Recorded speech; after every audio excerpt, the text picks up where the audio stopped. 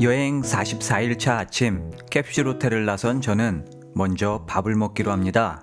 다행히도 신주쿠에는 저렴한 식당들이 많았어요.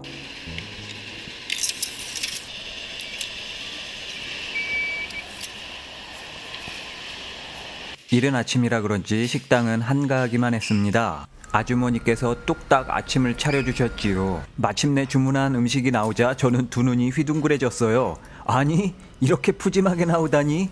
단돈 600엔에 메밀우동과 고기덮밥을 먹을 수 있었습니다. 빨간색 부분이 신주쿠역입니다. 실제로는 굉장히 큰 역이에요. 그리고 이쯤이 제가 묵었었던 캡슐 호텔이 있는 곳이고요. 신주쿠역을 기점으로 이쪽 좌측은 상업시설이 많은 곳이고요. 이쪽 우측으로는 쇼핑센터, 주점들이 모여있는, 우리가 흔히 알고 있는 그런 신주쿠고요. 여기서 자전거 타고 한 5분 정도 가다 보면은 신주쿠 교엔이란 곳이 나오는데요. 여기는 크기가 아마 우리나라 어린이 대공원 정도 되나?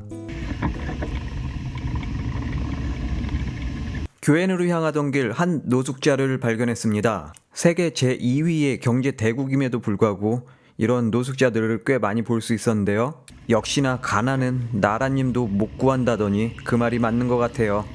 이곳이 신주쿠 교엔 입구인데요.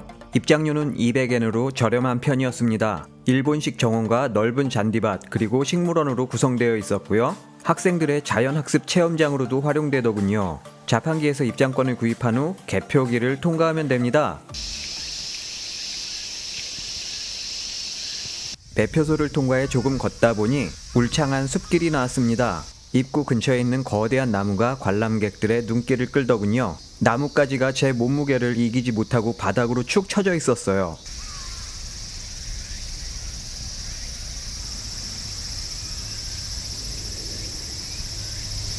나무 아래에는 개미들이 열심히 굴을 파고 있었어요. 저는 계속해서 산책로를 따라 이동했습니다. 일본은 어딜 가나 저렇게 까마귀가 많더군요. 향기로운 숲속에는 다양한 사람들이 있었어요.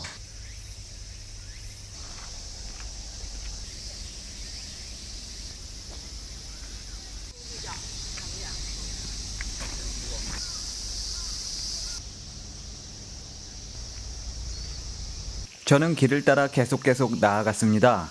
도심 한가운데 이런 공원이 있다니 정말로 좋았죠. 조금 더 가다 보니 오키나와에서 자주 보이던 건물이 보이더군요. 처마 끝이 삐쭉삐쭉 올라간 게 신비롭죠? 도쿄 한복판에서 이런 건물을 보게 될 줄이야. 건물 안으로 들어가 봤습니다. 눈앞에 연못이 한가득 들어왔어요. 계속해서 푸르른 산책로가 이어졌어요. 잠시 쉬어갈 수 있는 전통 찻집도 보였습니다. 관광객들도 엄청나게 많이 보였습니다. 그렇게 조금 더 가다 보니 엄청나게 큰 넓은 잔디밭이 나왔어요. 가로수길도 멋이가 있었죠. 공원 관리가 너무나 잘 되고 있었어요. 보이는 것들 하나하나가 제겐 너무나 신기하고 멋있게만 보였죠. 그렇게 걷다 보니 마지막 코스인 수목원이 나왔습니다.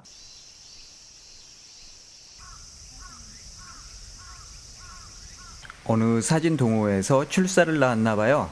연세가 많으신 영감님도 사진 찍느라 정신이 없더군요.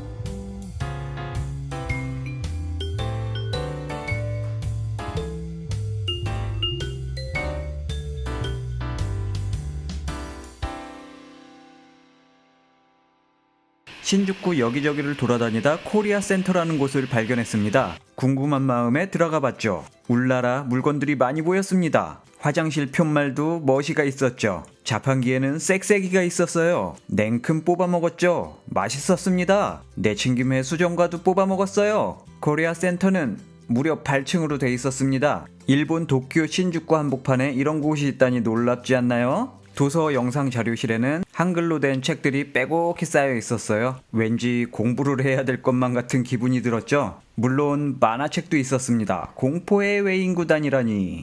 시청각 자료실에는 우리나라 영화를 담은 DVD들이 빼곡히 쌓여 있었어요. 마치 동네 도서관에 온 기분이 들었습니다. 이곳은 한류문화센터인데요. 이렇게 버튼을 누르게 되면 유명한 한국 아이돌이 인사를 해줍니다. 배용준 형님은 특별 전시실에 전시되어 있었어요. 한국의 자랑스러운 K-팝 우리 모두 사랑합시다. 아이돌 여러분, 일본으로 진출해서 외화를 많이 벌어주세요. 이곳은 옥상 정원인데요. 한국식 정원으로 꾸며놨어요. 대장금 인형이 멋있죠? 전통 한옥을 본따 만든 모형물이 전시되어 있고요. 한국의 전통차를 맛볼 수도 있습니다. 밖에서 보면 이런 모습인데요. 빌딩 옆구리를 통째로 뜯어서 만들었어요. 물론 뒷뜰에는 장독대도 있었죠. 그럼 실내로 들어가 볼까요? 아주 이쁘게 잘 꾸며놨죠? 방 한켠에는 한국의 전통 악기도 전시가 되어 있었습니다. 분위기가 너무나 좋았어요. 그렇게 정신없이 돌아다니다 보니 배가 고파졌어요. 이제 일본 식당의 자판기도 제법 익숙해졌습니다. 이곳은 서서 먹는 우동집이에요. 먼저 식권을 뽑고 직원 선생님께 식권을 드리면 됩니다. 어때요? 신기하지 않나요? 다들 이렇게 서서 우동을 먹는다고요. 일본의 우동집에 가면 항상 메밀면과 일반면 중에 어떤 걸 선택할 거냐고 물어보죠. 마침내 제가 주문한 우동이 나왔습니다. 따란! 튀김이 푸짐하게 올려진 우동이 나왔어요. 면발이 오동통통 쫄깃한 게 정말 맛있었습니다. 점심시간이라 그런지 엄청나게 바쁘시더라고요. 어때요? 서서 먹는 식당이라니 신기하죠? 일본에는 이렇게 서서 먹는 식당들이 꽤 많이 있다고요.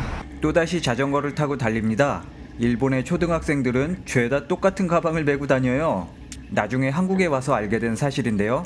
요 사각 가방이 그렇게나 비싸다고 합니다. 그래서 일본 꼬맹이들한테 아주 인기 폭발이라고 하네요. 일본에는 아이들을 보호하는 시스템이 아주 잘 돼 있어요. 얼굴을 보여주고 가! 짠! 구독하겠습니다. 별이님 유튜브 많이 시청해주세요. 모험 별이 화이팅!